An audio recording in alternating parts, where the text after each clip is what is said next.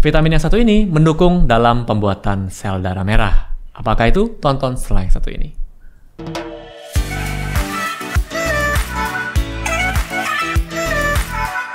Halo Sobat Sehat, jumpa lagi dengan saya Dr. Sung. Pada video kali ini saya akan melanjutkan pembahasan tentang vitamin ya. Nah, kali ini saya akan membahas salah satu vitamin yang banyak juga fungsinya dalam tubuh kita dan melanjutkan seri vitamin B kompleks yang sebelumnya ya. Jadi kali ini saya akan membahas vitamin B6. Nah, buat Anda yang mau tahu seri-seri vitamin B yang lainnya, silakan tonton. Jadi ada playlistnya, silakan dibuka di sana.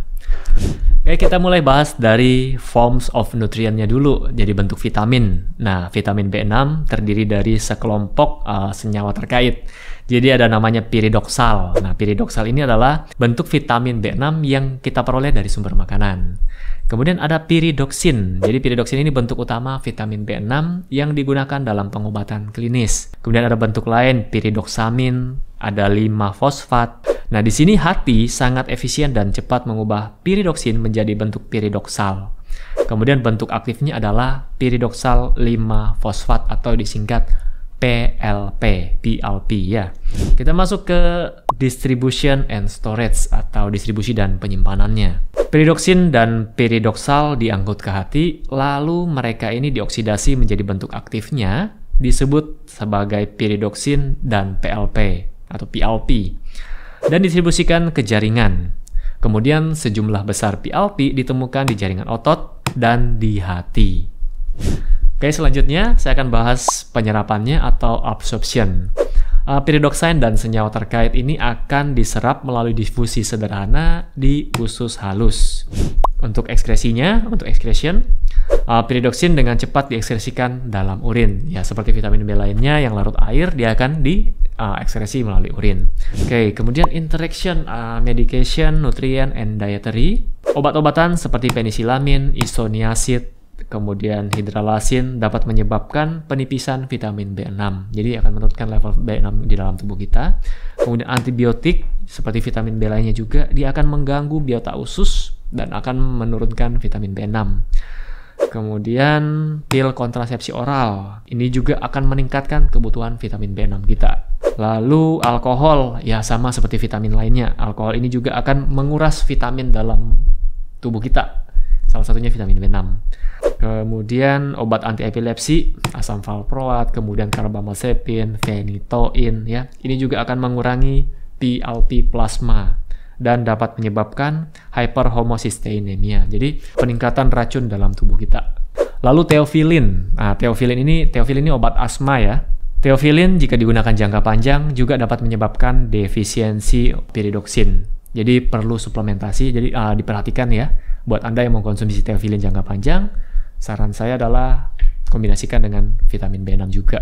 Oke, kemudian kita masuk ke fungsinya, function. Yang pertama, it affect both physical and mental health. Jadi berefek kepada kesehatan fisik dan mental kita. Kemudian ini juga berguna untuk Anda yang menderita water retention, ya, contohnya pada kaki yang bengkak seperti itu. Fungsi selanjutnya adalah ini penting juga untuk pembuatan atau untuk memproduksi asam lambung HCl di dalam lambung kita. Kemudian berfungsi juga untuk penyerapan dari lemak dan protein. Kemudian ini juga membantu dalam memaintain sodium dan potasium balance, jadi keseimbangan antara natrium dan kalium. Lalu it's promote RBC, red blood cell formation. Jadi dia membantu atau mendukung dalam proses pembentukan sel darah merah. Ini yang jadi judul tadi. Fungsi selanjutnya adalah piridoksin ini dibutuhkan untuk nervous system kita atau sistem saraf kita. Kemudian dibutuhkan untuk fungsi otak yang normal. Lalu dibutuhkan juga untuk pembentukan nucleic acid, yaitu RNA dan DNA ya. Jadi kalau pembentukan sel baru, otomatis terjadi pembelahan di sana, dan DNA dan RNA ini berperan penting untuk membawa pesan genetik atau genetic instruction. Oke, kemudian vitamin B6, piridoksin ini juga berfungsi untuk mengaktifasi banyak enzim dan membantu penyerapan dari vitamin B12.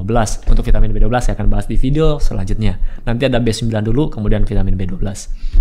Kemudian berfungsi juga dalam sistem imun, berfungsi juga dalam pembentukan antibodi. Bisa membantu mencegah pembentukan plak di pembuluh darah kita. Kemudian vitamin B6 juga menghambat pembentukan dari racun chemical toksik atau toxic chemical yang disebut homocysteine. Nah, di mana si racun chemical homocysteine ini dia akan menyerang otot jantung kita. Jadi sebenarnya bukan vitamin B6 sendiri. Vitamin B6 bekerja sama dengan B9 dan B12. Jadi 3 vitamin ini bekerja sama untuk mengeluarkan racun ini dari tubuh kita. Oke, kemudian pyridoxine juga bertindak sebagai diuretik yang ringan, mild diuretic. Lalu it may be preventing calcium oxalate kidney stone as well. Jadi dari literatur yang saya dapat juga, ini mungkin bisa mencegah pembentukan batu ginjal atau batu oksalat, kalsium oksalat.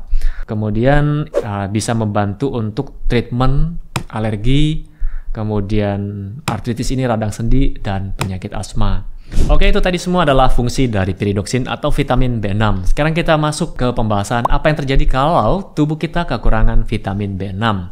Yang pertama adalah anemia, kemudian convulsion, headache, sakit kepala, mual dan muntah, kemudian flaky skin, kemudian a sore tongue, sakit atau nyeri pada lidah.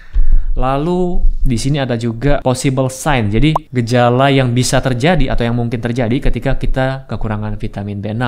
Jadi bisa jerawat, kemudian nafsu makan menurun, artritis, konjungtivitis, konjungtivanya meradang, kemudian depression, fatigue, oily facial skin, kemudian tingling sensation, peradangan pada mulut dan gusi, kerontokan pada rambut, kemudian permasalahan pada pendengaran, pertumbuhan yang terhambat ya.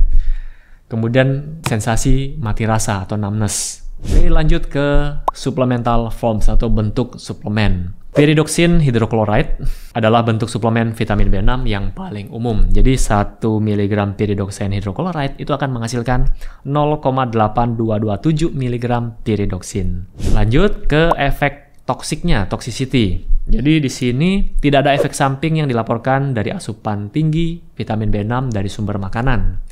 Kemudian dosis tinggi 100-200 mg per hari dapat menyebabkan toksik jika digunakan dalam jangka panjang. Lalu, dosis 1000 mg dikaitkan dengan neuropati atau nerve damage and loss of coordination.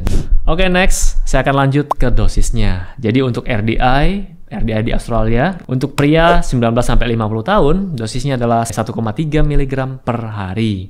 Untuk wanita sama 1,3 mg per hari. Pada pria di atas 51 tahun, 1,7 mg per hari. Pada wanita di atas 51 tahun, 1,5 mg juga per hari. Kehamilan ditingkatkan jadi 1,9 mg per hari, menyusui 2 mg per hari. Next, kita masuk ke sumber makanan yang mengandung tinggi vitamin B6. Yang pertama ada wortel, lalu chicken, eggs, telur ya, ikan, daging, kemudian peas, ada spinach, ada sunflower seeds, kemudian ada walnuts ya. Oke, kemudian sumber makanan lain juga ada alpukat, kemudian pisang, beans, kemudian ada brokoli, ada soybean, dan produk turunannya tempe juga ada, kemudian dulse atau ganggang merah, ada brown rice ya, dan lain-lain. Jadi masih banyak lagi.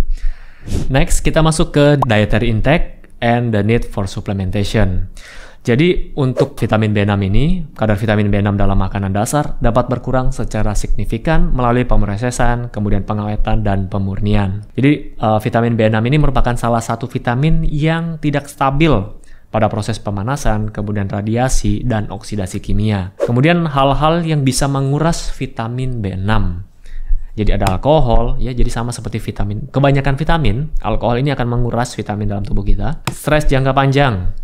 Kemudian obat-obatan antidepresan, terapi estrogen, kemudian ada pil kontrasepsi oral, lalu ada diuretik dan cortison drugs. Jadi obat-obatan diuretik dan obat-obatan cortison. Ini akan memblok dari penyerapan si vitamin B6 tadi. Lalu selama kehamilan dan menyusui, tentu saja kebutuhan vitamin B6 ini akan meningkat ya. Kemudian untuk terapi hiperemesis gravidarum atau masalah mual-mual atau muntah pada trimester pertama, ini juga bisa diterapi menggunakan vitamin B6. Nah, saran saya Anda jangan lakukan terapi sendiri ini di rumah. Saran saya adalah segera kontrol ke dokter kandungan Anda ya. Tentu saja nanti dari dokter kandungan yang akan meresepkan untuk dosis terapinya buat Anda. Nah, Sobat Sehat, mungkin sampai di sini saja pembahasan tentang vitamin B6. Semoga informasi singkat yang saya berikan melalui video ini dapat bermanfaat buat Anda semua. Jika bermanfaat, silakan share pada teman-teman Anda. Dan untuk video selanjutnya, saya akan membahas kelanjutan dari vitamin B9 dan B12. Oke, sampai jumpa di video saya selanjutnya. Salam hebat, luar biasa.